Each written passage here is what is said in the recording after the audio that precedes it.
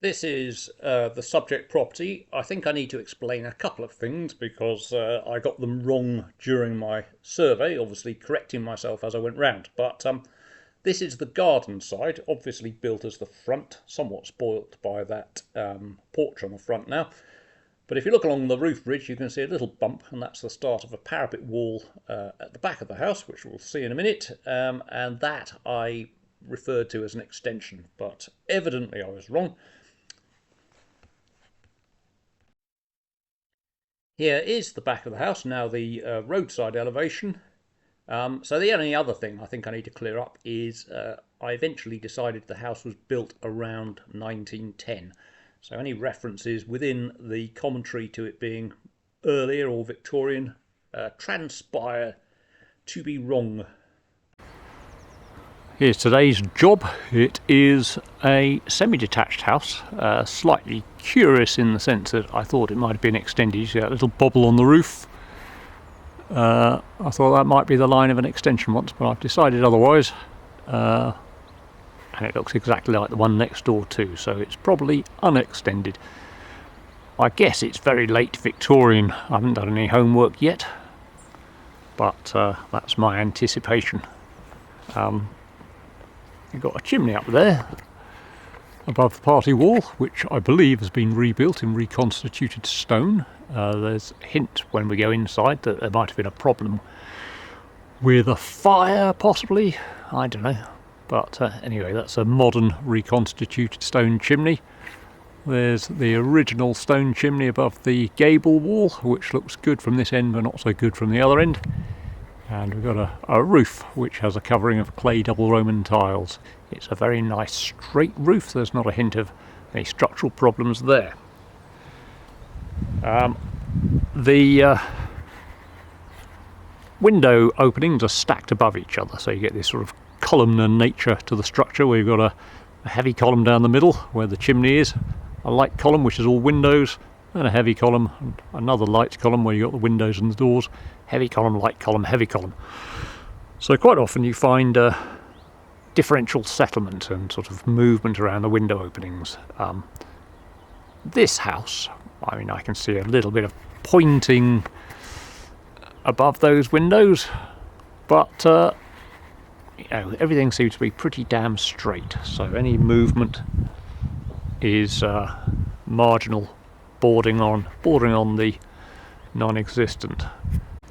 These walls are 450mm deep, so they probably comprise, I say probably because unless I'm going to open them up, I don't know really, but they're ashlar-esque, aren't they? They've got tiny joints, but they probably comprise this ashlar face, then a rubble inner skin of stone, and there'll be a space between the two, probably a minimal one, and there'll be the odd stone that goes all the way through the wall to tie the inner skin and outer skin together, and any space that's left between the two will be packed with little bits of rubble and mortar as the house went up.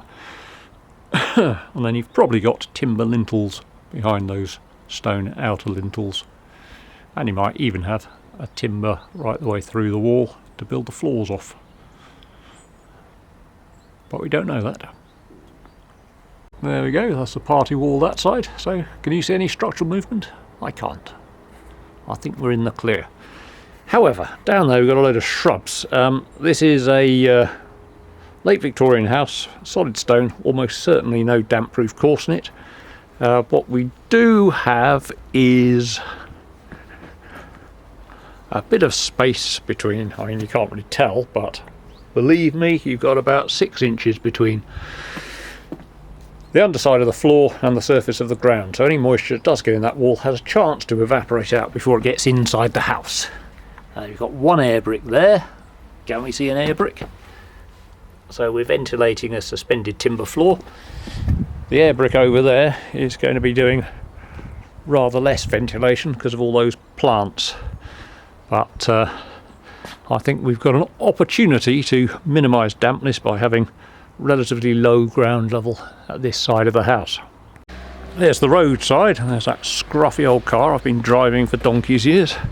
We've got a bit of a different story here. If we turn around, I mean, unfortunately we've got the sun in our eyes, such that there is any. So that chimney, we can see nice new flashings. The other chimney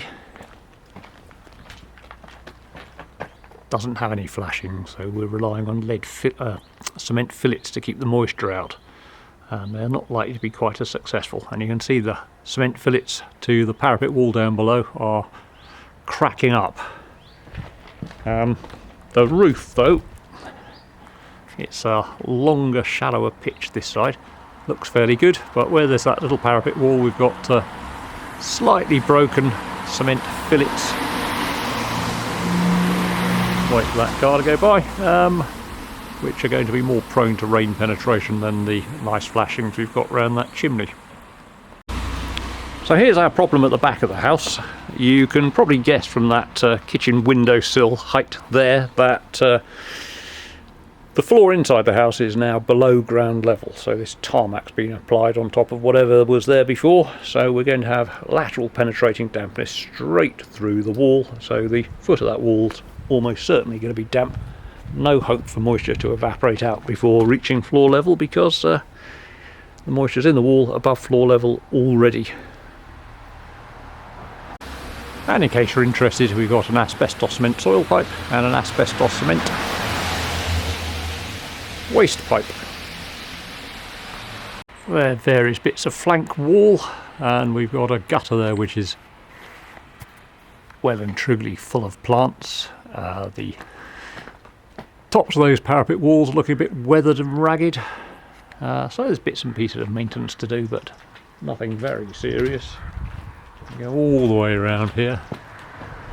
There's that chimney looking a bit more sorry for itself than it did the other side. We've got a mid-20th century porch, which does have a damp-proof course, but even that damp-proof course is now in some peril because the tarmac is within an inch of a damp-proof course, and building regulations, I think for donkey's years, have been that the ground should be 150 millimetres or 6 inches if you prefer below the position of the damp-proof course. So somebody really needs to go and dig this stuff away. Here we've got a 1950s-60s reconstituted stone garage with a couple of 1950s-60s problems, such as this. That's a reconstituted stone lintel with steel reinforcement. The steel's rusting. Rusting involves an expansion process, and that's breaking up the reconstituted stone concrete part. And it's obviously been repaired, it's been repointed, hasn't it? But that hasn't helped it, it's just carried on expanding and breaking up the masonry. And just above there we've got an asbestos cement undercloak to the verge, much of which has been replaced, and you can see it's there disintegrating and slowly releasing bits of asbestos into the garden to breathe in during your tea and cakes in the summer. Here's our roof space. Well, the most obvious thing about it, first of all, is it's been torched, but more about that later. There's the roof ridge, and the rafters are all nicely meeting the roof ridge, so no clue or no sign of any movement there. Does imply the roof's slightly asymmetric, so I think we've got a slightly longer, shallower pitch to the front and a steeper pitch to the rear. Well, I think quite obviously so, actually. We've got purlins. These are those large horizontal timbers, so they're supporting the rafters and providing some lateral bracing. So it's sitting on a sort of quasi-party wall there, and a partition wall, because we've got a sort of old extension there as well.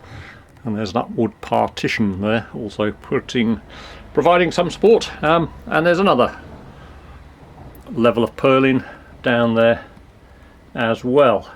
I think those are pretty much sitting on the ceiling joists. So tying the roof together from front to back are the ceiling joists. There they are. So those will be nailed onto the feet of the rafters and onto a timber called a wall plate, which we can see down there. There's your junction, so you've got your rafters nailed onto your ceiling joists, and that nice flat timber underneath will be the wall plate sitting on top of the external wall. Bird's nest in the middle. And then lastly, I think a little bit of lateral bracing through the middle by something which is usually called a ceiling joist binder.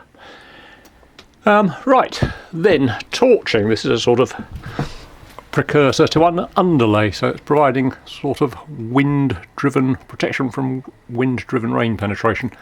I need 2 hands, don't I, or 3 hands. The fat one in the middle there is a batten, so the tile nibs will be hanging off that, although I can't see any evidence of them because of the abundance of mortar. And then those slimmer ones are just the laths, which are there to provide some key for the torching. Well, it's all in fairly good condition for what must be 120 odd years old. 130, 140. The neighbour has apparently completed the fire break wall over there.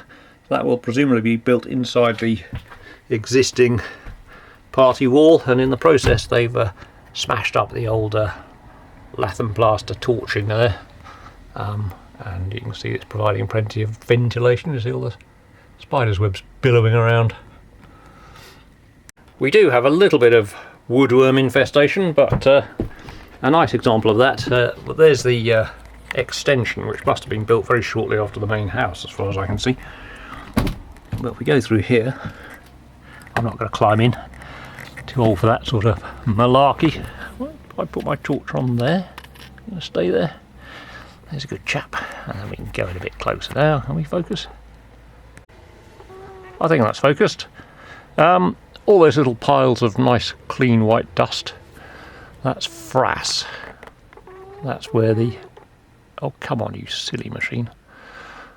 That's where the woodworm have emerged from their boreholes as adult beetles. And then there we've got a bit of missing torching, and you can see the nibs of the clay tile. So,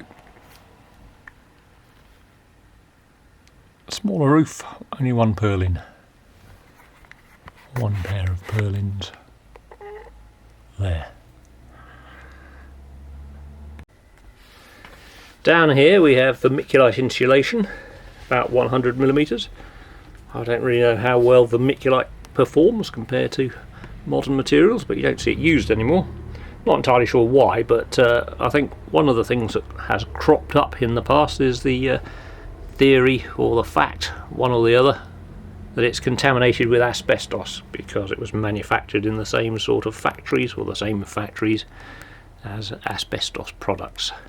Whether this is true or not, I don't know, but vermiculite insulation should be probably left alone. Here's the chimney at the party wall, and we've got a lot of black scummy stuff leaking down there. I don't really know what that is. I mean, I can guess, of course. It's sooty colour, isn't it? But you'd expect that to be inside the flue, not outside the flue. And there are the batten ends, equally blackened. I mean, has there been a fire? Did a fire go lapping up the outside of the flue at some stage in the past? I don't know. But it seems to be running down like there might have been a leak at some point. Another thing vaguely interesting is, can we go in there? Excuse me a minute while I do a bit of that. There, stuck to the wall, little droppings. Why do you get droppings stuck to the wall up there? Down here, a few more. Well, they look a bit sort of dry and crisp and crunchy, so I think those are bat droppings. No bats today though. Beg your pardon, no bats today.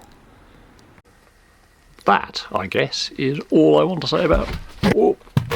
sorry, nearly fell over, but not quite. Is all I want to say about this place.